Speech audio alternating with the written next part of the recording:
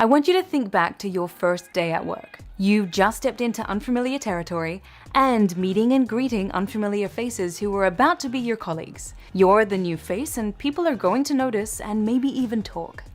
As you absorb your new surroundings, desperately trying to remember the next name and title, you can be forgiven for overlooking one very important process happening within you and around you. A process so important that it can set the tone of how well you're received by your colleagues. And yes, you guessed it, first impressions. The human version of dogs meeting at a park for the very first time. Okay, in principle, it's a bit more sophisticated than that, and thankfully without the sniffing.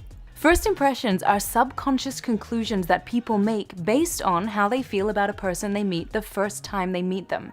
And here's the thing, they happen fast, very fast. Neuroscience research published in the Journal of Psychological Science found that it takes just 1/10 of a second to make a first impression. In other words, our brains process what we see, hear, touch, or even smell in the form of facial expressions, physical attributes, spoken words, tone, body language, the sensation of a handshake, and even the smell of a perfume. All of this data is processed in association with memories, emotional associations to those memories, our current emotional and physiological state, and voila! Just like that, in less than the blink of an eye, a first impression is established. Impressive. Not only that, first impressions really matter, especially in the world of business. First impression bias is a real thing, and trying to recover from a mediocre first impression can be really tough because everything you say and do following on from that first impression is impacted by whatever conclusions or assumptions the person has drawn about you. Needless to say, this bias could unfairly undermine the progress of your career.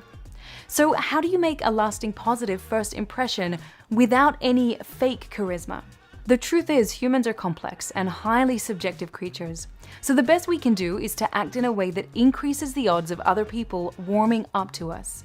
And the thing with charisma and likability is that they aren't based on how intelligent, extroverted, or talkative you are. They're actually about the way you carry yourself, how you communicate, and how your behavior influences others' feelings. In this episode, I'm going to go through 5 science-backed tips you need to know to boost your chances of making a really strong first impression through your innate charisma. And the benefit here isn't selfishly just for you. Exuding a positive presence can create a more collaborative work environment. Because we are social creatures after all, and our true genius comes from our ability to unite in leveraging our diversity. Now, charisma has been described as your compelling attractiveness, your presence, your magnetism. Basically, it's that unspoken quality that you have to influence people, and it plays a huge role in first impressions. So let's dive into the 5 essential tips, which I call WC and the 4 Ps. So first is WC, demonstrate warmth and back it up with competence. Harvard researchers found that people have a tendency to judge you very quickly based on 2 things: how warm you come across and how competent you appear. It's called the stereotype content model. According to the model, if you can portray yourself as being warm, for example, non-competitive and friendly, people will feel like they can trust you. Then, if you also seem competent, for example, you're confident, you have conviction in what you're saying, and you seem to know what you're talking about, people are more likely to respect you. According to the researchers, it's more important to show genuine warmth first and then competence, especially at work. Why? Well, because from an evolutionary perspective, it's more important to survival to know whether you can trust someone and they're not going to kill you in your sleep, rather than whether they're good at hunting. So this first tip is to start with warmth. Okay, so you might be wondering, what does warmth look like at work? Some seem to believe that being warm means being overly nice, being a people pleaser.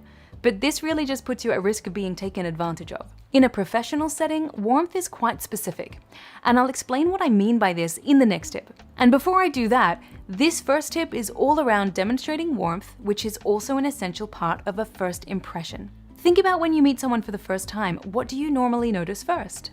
Aside from superficial factors like height and what they're wearing, it's usually the person's face, their profile. And your face is the first indicator of warmth. Warm people, who are also confident, are more likely to maintain eye contact with those they're speaking to. It shows that they're attentive and really present with the person.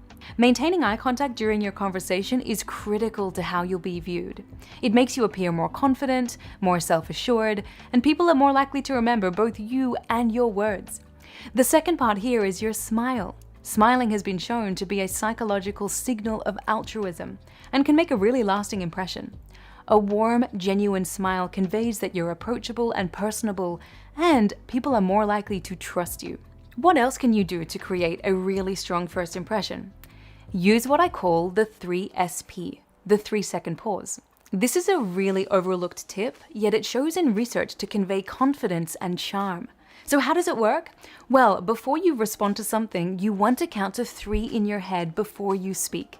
Now, these aren't super long, drawn-out counts, just 1, 2, 3, and then you reply. A good way to remember is to use that time to actually take a breath.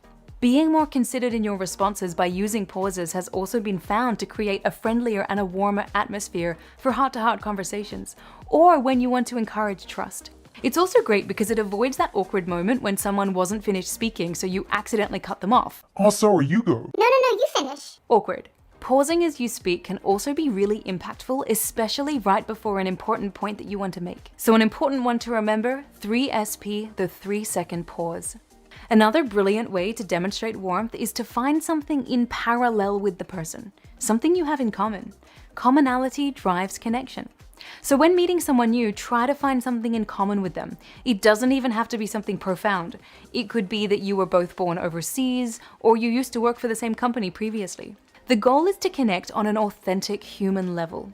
Now, it might mean that you need to do some LinkedIn stalking or some detective work through an internet search, but it really works wonders if you can find a commonality with that person. It instantly relaxes them and you, and they're more likely to remember you afterwards because of something called the halo effect.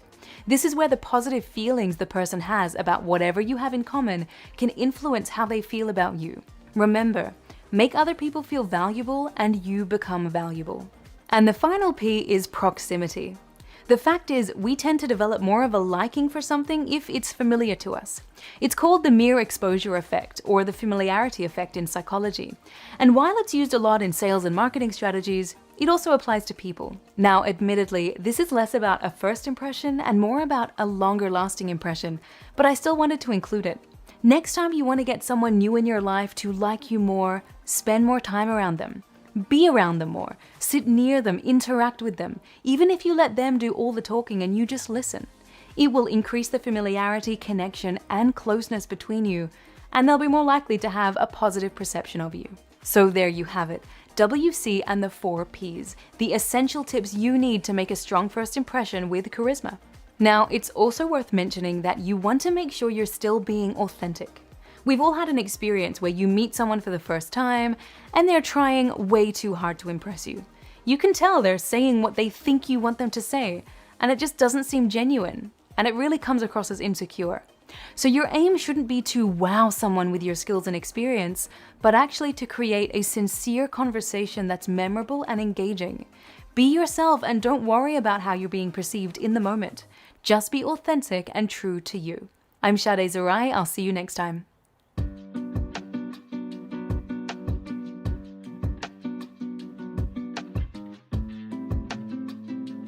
Based on how intelligent, introverted,